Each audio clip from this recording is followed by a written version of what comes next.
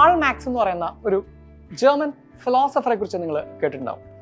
Karl Marx അദ്ദേഹത്തിന്റെ Das capital എന്ന് പറയുന്ന പുസ്തകം എഴുതാൻ 30 വർഷം എടുത്തു എന്നാണ് പറയുന്നത്. അദ്ദേഹം ആ പുസ്തകം എഴുതുന്നതിന്റെ ഇടയിൽ ലോകത്തിലെ തന്നെ ഏറ്റവും വലിയ ലൈബ്രറികളൊന്നായിട്ടുള്ള ലണ്ടൻ ലൈബ്രറിയുടെ ഒരു വർഷം മുഴുവനും വായിച്ചു കഴിഞ്ഞിട്ടുണ്ടായിരിക്കും.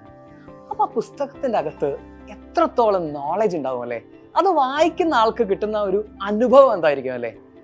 യെസ്, നമ്മൾ വായന ശീലിക്കേണ്ടത് അത്യാവശ്യമാണ്. Reading makes you A different person. നിങ്ങളെ ഒരു വ്യത്യസ്തനായ മനുഷ്യനാക്കും വായന എന്ന് പറയുന്നത്. വായന നിങ്ങൾക്ക് നൽകുന്നത് വിസ്ഡം ആണ്.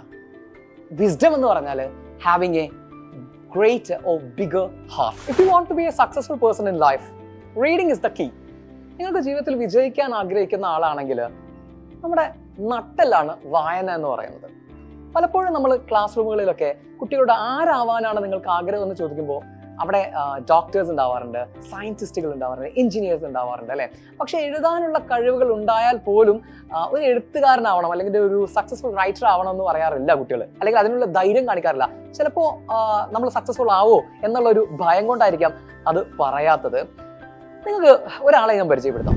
JK റൗളിംഗ് എന്ന് പറയുന്ന ഒരാളെ കുറിച്ച് നിങ്ങൾ ചിലപ്പോൾ കേട്ടിട്ടുണ്ടായിരിക്കും. ഹാരി പോട്ടർ സീരീസ് എഴുതിയിട്ടുള്ള ആളാണ്.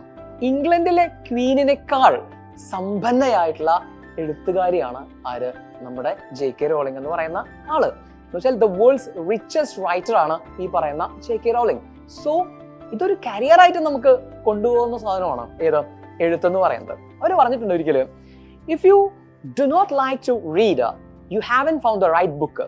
നിങ്ങൾ ശരിയായ വായന തുടങ്ങിയിട്ടില്ല എന്നാണെങ്കിൽ നിങ്ങൾ അതിൻ്റെ അർത്ഥം ശരിയായ പുസ്തകം നിങ്ങൾ കണ്ടെത്തിയിട്ടില്ല എന്നാണ്. അപ്പോൾ എങ്ങനെയാണ് നമ്മൾ വായിച്ച് തുടങ്ങേണ്ടത്?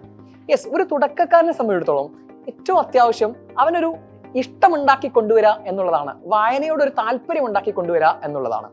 അപ്പൊ അതിന് ഏറ്റവും വലിയൊരു നോവലൊന്നും വായിച്ചാൽ നമുക്ക് മടുപ്പ് വരും. നമുക്ക് അതിനോടുള്ളൊരു ഇഷ്ടം തുടങ്ങണമെങ്കിൽ നിങ്ങൾക്ക് ഏറ്റവും നല്ലത് ഷോർട്ട് സ്റ്റോറീസ് ആണ്.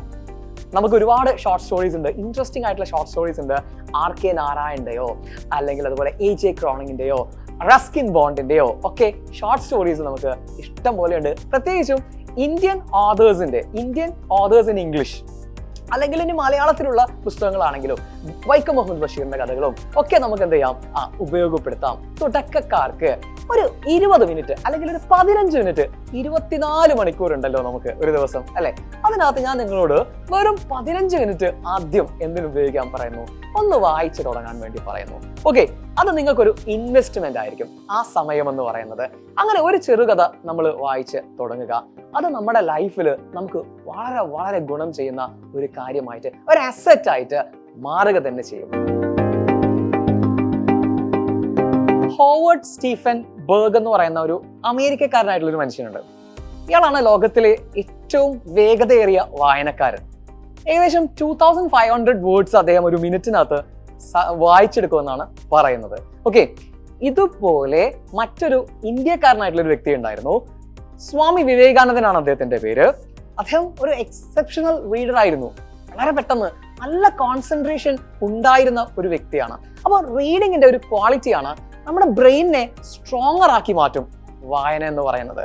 ഓക്കെ, രണ്ടാമത്തെ ഒരു ക്വാളിറ്റി എന്ന് പറഞ്ഞാൽ better understanding of people.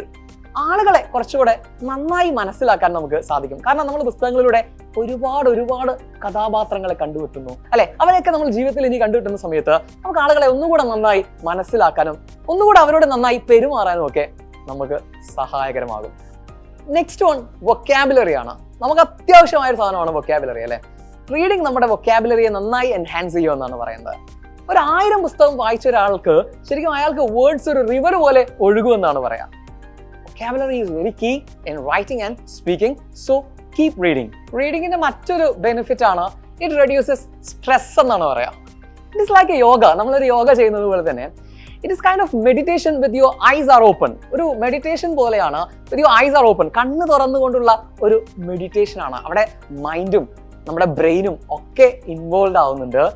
So ഇന്ന് തന്നെ നമ്മൾ എല്ലാവരും ഒന്ന് എന്ത് ചെയ്ത് നോക്കുക, വായിച്ചു തുടങ്ങുക. ഒരു 24 മണിക്കൂറിനകത്ത് വെറും 20 മിനിറ്റോ 15 മിനിറ്റോ നിങ്ങളൊന്ന് ചെലവഴിച്ചു നോക്കുക. ഈ ബഹളങ്ങളുടെയൊക്കെ ഇടയിൽ നിന്നൊന്ന് മാറിയെന്നുകൊണ്ട് ഈ പറയുന്ന ഈ മൊബൈൽ ഫോണിന്റെയും അതുപോലെ സോഷ്യൽ മീഡിയയുടെ ഒക്കെ ബഹളങ്ങളിൽ നിന്നും ചെറുതായിട്ടൊന്ന് മാറിയിട്ട് ഒരു 10-15 മിനിറ്റ് നമ്മളൊന്ന് ഇതിനു വേണ്ടിയിട്ട് മാത്രം മാറ്റി വെച്ചിട്ട് എന്ത് മാറ്റമാണ് നിങ്ങൾക്ക് ജീവിതത്തിൽ ഉണ്ടായി തുടങ്ങുന്നതെന്ന് താഴെ കമന്റ് ബോക്സിൽ നിങ്ങൾ എന്ത് ചെയ്യുക, ഒന്ന് കൊണ്ടുവരിക. റീഡിങ്ങിന്റെ ഇമ്പോർട്ടൻസും അതുപോലെ തന്നെ നമ്മൾ ഇനിയും പരിചയപ്പെടേണ്ട പുസ്തകങ്ങളുമായിട്ട് നെക്സ്റ്റ് വീഡിയോയിൽ നമുക്ക് കാണാം. Okay, till then bye.